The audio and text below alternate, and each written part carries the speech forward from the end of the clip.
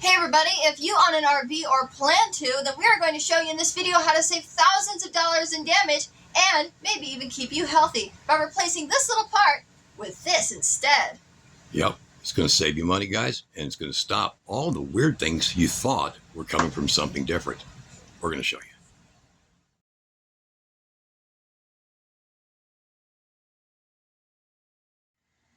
As many of you who follow us on the channel know, we do a lot of work on RVs. Now I know this is not an RV, this is a refrigerator, but this is actually the perfect size refrigerator that we're going to be putting in our Winnebago project. I will be dropping the link down below the video for this. It's under $200, extremely affordable, and works like a dream. But this video today is not necessarily centered around the refrigerator, as it's more around damage of your RV. Dad is a certified air conditioning, refrigeration, and RV technician, so he knows what he's talking about when he's telling you that the minute he walks into an RV and he knows you replace your refrigerator, he knows there's going to be rot underneath. We are going to be explaining the reason why this occurs in this video, and it starts with this. Yeah, it does start with that. And it ends with a carpentry job. Yeah. An allergen expert. Black mold. Black mold. Mildew. Mildew. Rot. Okay? So what we have here is we have what is called the condensate pan. In a normal condition in a residential setting, this little refrigerator, by the way, she's smart. We'll put a link below the video to this thing because we just got it for $160-something. It's awesome. And it's going to go in the Winnebago. Now, is a 4.7, it's actually a 4.7, is it relatable to an RV? Most RVs have a 6 cubic foot refrigerator. This is actually smaller because of how it's designed. So you could upgrade with grandeur. And if you really have a problem with needing more capacity, just get you a small DC refrigerator for that. But the size and fit, 4 foot by 20 inch by 21 inches deep, it is perfect to fit in 90% of them. However, when you go to put, whether it's DC powered or AC powered, what you see here is going to be very similar. In the RVs, you have your condensate, which will drip down in here. And of course, the compressor is going to get hot enough to evaporate that. 99.97%, because I'm not going to say everybody, that puts one of these into their RV, they're going to baffle it in. They're going to put in some type of a gap filler, and they're going to close off the vent going out the top, maybe insulate the vent that's out the back. And what's going to occur is you're going to have all that evaporation go into the walls. So it's going to draw it in and then put it right into the walls. Now, this is only good for 1/3 of the standard capacity of evaporation because it's supposed to be not in an RV. All right, so this one right here, you can't get a bigger one. It's not going to help you at all. But as your evaporation comes down, or your condensate comes down and evaporates out, one, it rots out your inside walls. Your paneling delaminates. I've seen it hundreds of times. The second thing is that when you take off driving in your RV, all the water everywhere. The other thing is when you pull the plug. I'm going to sit for 4 days and I'm going to run this thing, and ice is going to build up in here. And believe me, you're in different climates, you're in different areas. If you're traveling in your RV, all the ice, all the flood comes straight down and doesn't evaporate. So you're driving down the road and it's just draining like hell. Water everywhere. No way to get rid of it. It rots everything out. Repeat that a few dozen times, guys, and you're just destroyed. All right, so that is a problem. That is your less than $10 solution. That, some zip ties, and a clamp. Can save you hundreds. Thousands. Yeah. So you would be amazed how easy and simple it is. Now come down here. You will see this tube right here, this outlet tube of your condensate. You'll remove that pan. It's worthless. It actually causes your compressor to run hotter. Doesn't help you. All right. Now, in this case, this one is 3/8. Some of them may be 5/16. So you want to either measure it or trial and error it with a couple of scrap pieces of tube, okay? This is the same identical tube that you will find on your water pump for your RV. That's your water pump outlet. It's the same size tube, okay? And I don't recommend you using PEX or any other materials. Now,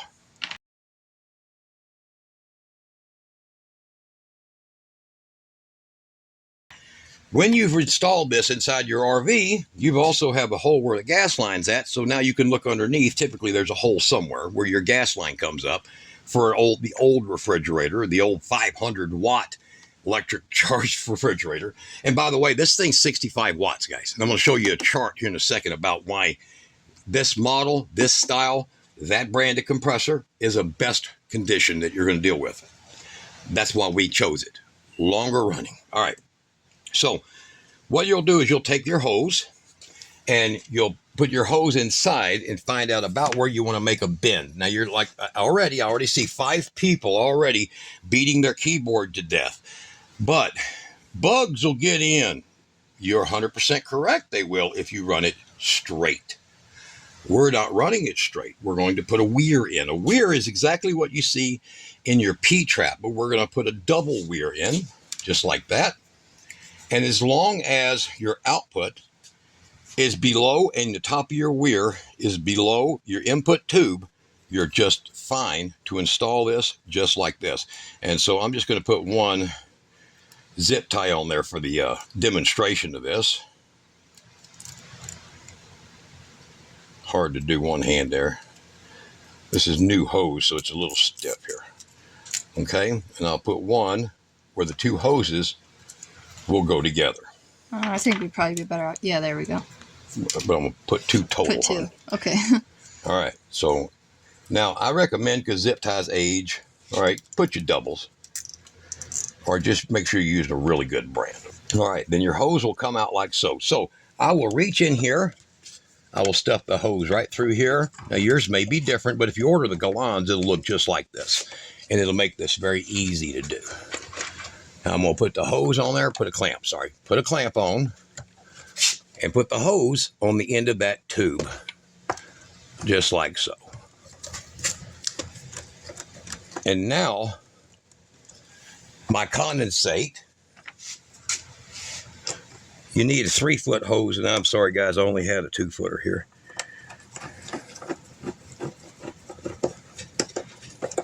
And that is a good firm PVC plastic tube in there. And then what you'll do is you'll take and put a hole in your floor where it will drain out to the ground. No more this. And when your refrigerator's in like that, I recommend using about 1.5 foot longer, you know, so that you can use it further down. Or you could put it into an iron pipe that drops down and then put this back on. That way, if you have to take your refrigerator out, you can just take that knuckle off right there, take that fitting off. And this fits 1/2-inch iron pipe or plastic pipe that's been threaded or anything like that.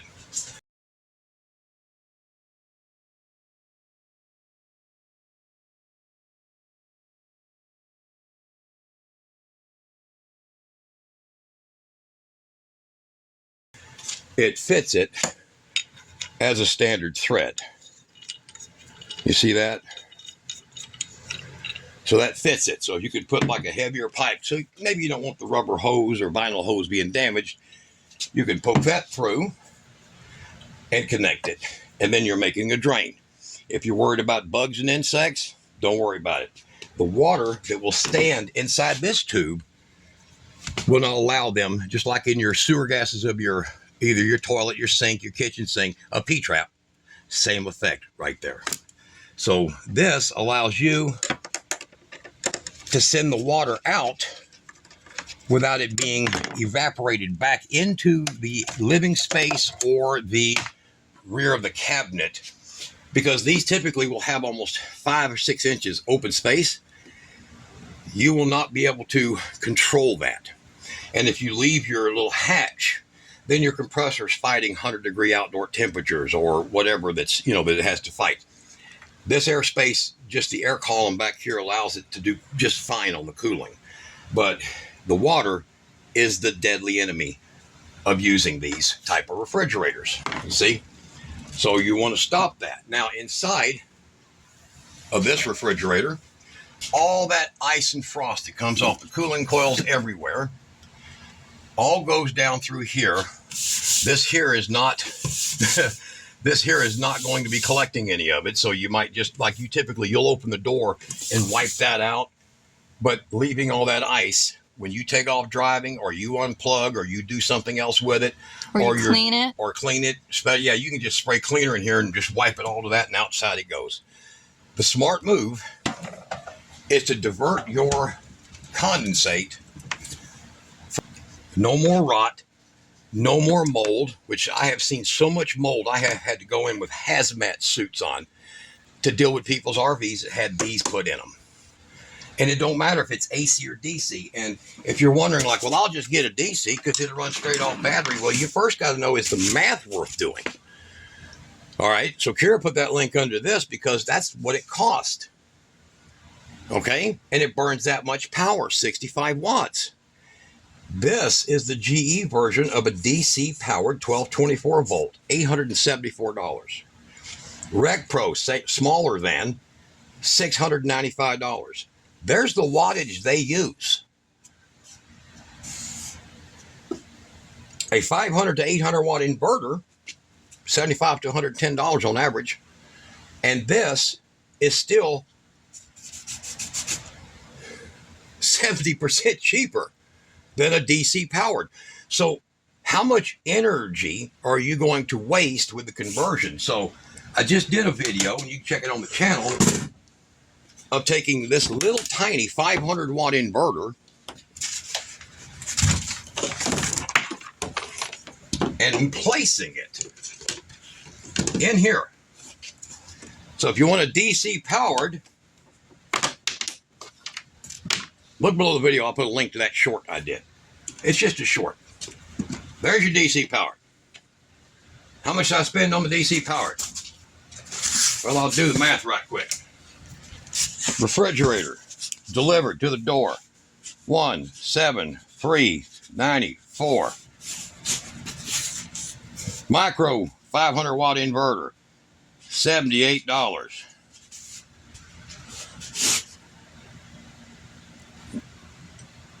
Now my math's not quick on site. So, I mean, what do you expect? That's $252 basically.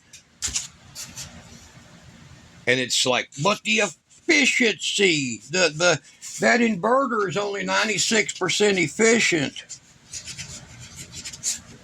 Okay, so what does that lose? All right, so there's my 4.9. Now we'll make this in 70 watts. Let's just roll it upwards. Now it's 70 watts.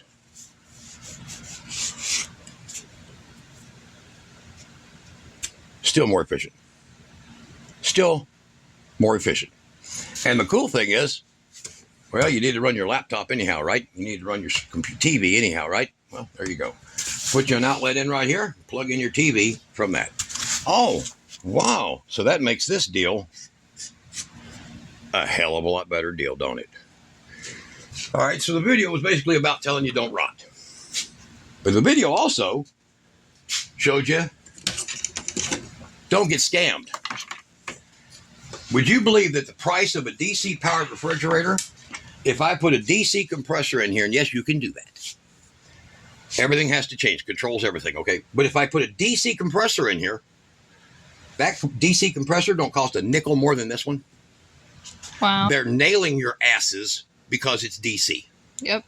They're nailing your asses for that. And the reason the DC burns more power is because it stops and starts at different ratios, and it requires a larger capacitor system than this does. Not just a battery, but it requires that. So what you end up with is you end up with more electronics to run it than you do this. Cost more failure rate, all kinds of problems. So like this one right here,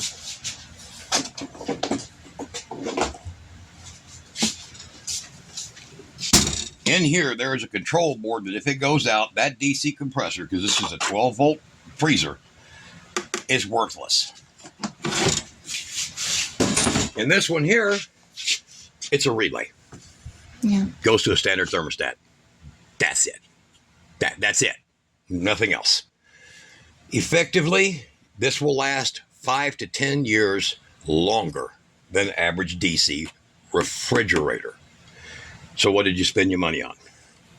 Go AC on it, guys. Go with a little small inverter. Get you one of these little 4.5. Because I mean, look at this thing. For 4.5 square feet, it's bigger than your average RV's refrigerator. Look at that. Huge. And look at the insulation. You don't get that in the RV ones because they're trying to make the most of the DC power. And it also doesn't come with a crisper jar, but there's a reason. Oh, these do not come with crisper jars. Okay, you can buy one for another $100 that has one like that. But me personally, I don't like crisper jars because they create mold, mildew, and all kinds of crap. Because if you don't get them out and clean them all the time, well, you got problems. So, how'd you like that? I think the fix is probably actually less than $5. But look at that. Below the video, I'll put a link to this hose because that's what fits most. All of these are 10 mil. They're all 10 millimeter, okay, and 3/8, 10 millimeter, fits tight. Most all of them. So get you a minimum of 3 feet of this hose right here. 5 feet may be better. Depends on where you want to route the tube, like down your frame or something. And make you a weir. If you don't want to go 2 loops, you can go 1, just as long as water stands in here. And if you're like, well, if water stands in here, how's water going to get by? It's called displacement, man. If water stands in here, a drip hits here, a drip falls out the other side. It's only going to be whatever this is in displacement is what it'll hold. But if a bug crawls up, he's drowned at about right there. And he'll get flushed out. And then he'll just be flushed out. Okay? They won't come up into your stuff. You ain't got to worry about that. So, pretty simple, pretty easy fix. Guys, do it yourself.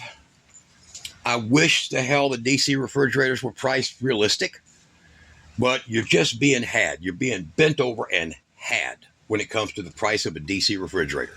So if you look at Rec Pro is going to blow your mind. It's this freaking Danby style refrigerator. It is this refrigerator. That's how I learned this. That refrigerator that they charge you that for is this refrigerator. No joke. I'm not kidding. It's everything you see here. The higher Danby, Daewoo, Galanz, all manufactured same factory. So is this one, but with a DC and a big control board sitting back there that costs the majority of the price of what you're buying. That has no problem failing. It's got like 50 different components on it to fail. DC drivers don't last forever. This will.